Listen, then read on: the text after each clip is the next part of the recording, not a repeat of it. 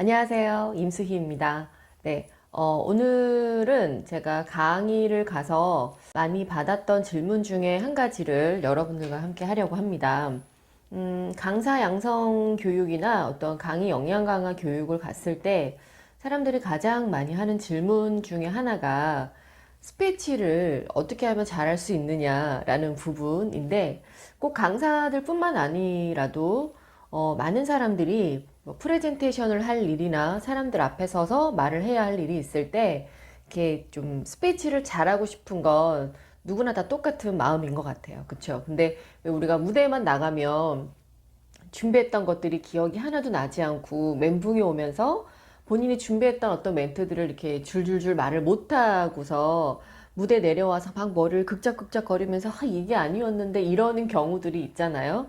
자, 그러면 어떻게 하면 좀 스피치를 자연스럽게 좀 줄줄줄 물 흐르듯이 잘 할 수 있을까라는 부분에 대해서 제가 오늘 팁을 드리면,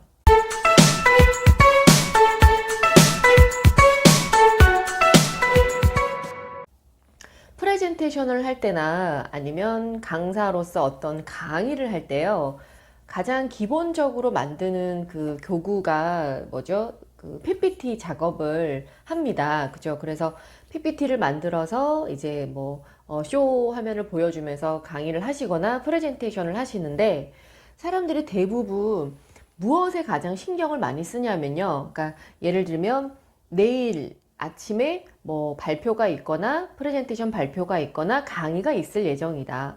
그러면 사람들은 그 전날 저녁까지 무엇에 신경을 쓰냐면 바로 파워포인터 작업이에요. PPT 작업이요. 그것에 너무 많은 투자들을 하고 있어요. 시간을. 정작 그 만든 것을 어떻게 표현하고 무슨 말을 할 것인가 이 부분을 신경 쓰지 않고 너무 슬라이드 화면에만 신경을 많이 쓴다라는 거죠. 자, 그래서 우리가 신경을 써서 좀 더 이렇게 노력을 해야 될 건 뭐냐면 그 화면 속에서 본인이 전달하고자 하는 메시지, 이걸 사람들 앞에서, 무대 앞에서 잘 설명을 하실 수 있으셔야 돼요. 그죠? 자, 근데 제가 이렇게 초보자분들을 연습하는 걸 어떻게 하는지를 질문을 드리면 공통적인 게 뭐가 있냐면요. PPT를 다 만들었어요. 그러면 이제 컴퓨터를 통해서 그 화면을 보면서 화면을 봐요. 그러니까 뭐 이미지든 텍스트든 화면을 봐요. 그러면 거기에서 그냥 눈으로 연습을 해요. 눈으로. 그리고 머릿속으로 키워드를 외웁니다. 그러니까 예를 들면 이 페이지에는 오케이, 핵심 내용 요거 설명해야지. 그리고 엔터 치고 넘어가요. 3페이지에는 3페이지에 이거 설명해 줘야지. 이것도 기억하고 넘어가요. 4페이지. 4페이지에서는 맞아. 요거 화면 보여주면서 이거 설명해 줘야지. 이러고 또 넘어가요. 무슨 말인지 아시겠죠? 본인이 실제 해당되는 페이지를 열어놓고 처음부터 끝까지 무슨 말을 할 것인지를 연습하는 것이 아니고 화면을 띄워놓고 이 화면에서 본인이 무슨 말을 해야지라는 어떤 느낌, 핵심, 이것만 그냥 이 머릿속으로 한번 정리하고 떠올려 보고 넘어간다는 얘기예요. 이렇게 연습을 하고 나면 이제 어떤 현상이 일어나느냐. 강의장에 가죠? 아니면 뭐 프레젠테이션을 하기 위해서 앞에 섰죠? 해당 화면이 떴습니다. 화면에 떴어요. 그러면 본인이 이제 머릿속에 기억은 나요. 여기서 무슨 말을 해야 될지 기억은 나요. 근데 뭐가 준비가 안 돼 있어요? 그 핵심 단어를 중심으로 앞뒤 문장이 연습이 안 돼 있죠. 그래서 이럽니다. 그래서 여기에서 핵심은 이건데 이것을 그래서 설명드리고자 하는 것은 뭔지 아시겠죠? 본인이 말하고자 하는 키워드는 있어요. 근데 뭐가 없어요? 이 키워드를 설명할 수 있는 앞뒤, 부연 설명을 해줄 수 있는 문장, 완성된 문장이 없어. 그러니까 말이 없어. 그러니까 어때요? 핵심 단어는 떠오르는데 이걸 조리 있게 말로 내뱉어내지를 못하는 거죠. 그래서 이런 메시지를 습관적으로 쓰시는 분들이 많이 있습니다. 그래서 이분들은요, 뭐가 연습이 많이 안 되었냐면 그 PPT 화면을 보시고 본인이 전달하고자 하는 메시지, 즉 우리가 로 따지자면 배우들이 대본이 되겠죠. 대본. 대본을 줄줄줄 다 이렇게 외워야 막힘없이 나갈 수가 있잖아요. 마찬가지. 우리가 발표 프레젠테이션 스피치도요. 마찬가지입니다. 본인이 전달하고자 하는 메시지 대본, 즉 논리가 있어야 이걸 제대로 연습해서 전달하실 수가 있어요. 자, 그래서 스피치를 막힘없이 물 흐르듯이 줄줄줄줄줄 이렇게 잘 하실 수 있는 방법은 뭐다? PPT를 준비하시되 그 PPT에서 전달하고자 하는 핵심 키워드, 내용만 머릿속으로 한번 이해하고 느끼고 넘어가는 것이 아니라 우리 슬라이드 그 PPT를 만드시면 PPT 슬라이드 노트가 있어요. 그쵸? 그 노트의 밑에 기록할 수 있는 페이지가 있지 않습니까? 거기에 이 해당되는 페이지에서 본인이 전달하고자 하는 메시지, 즉 대본을 작성하시는 겁니다. 이때 어떻게 하라고요?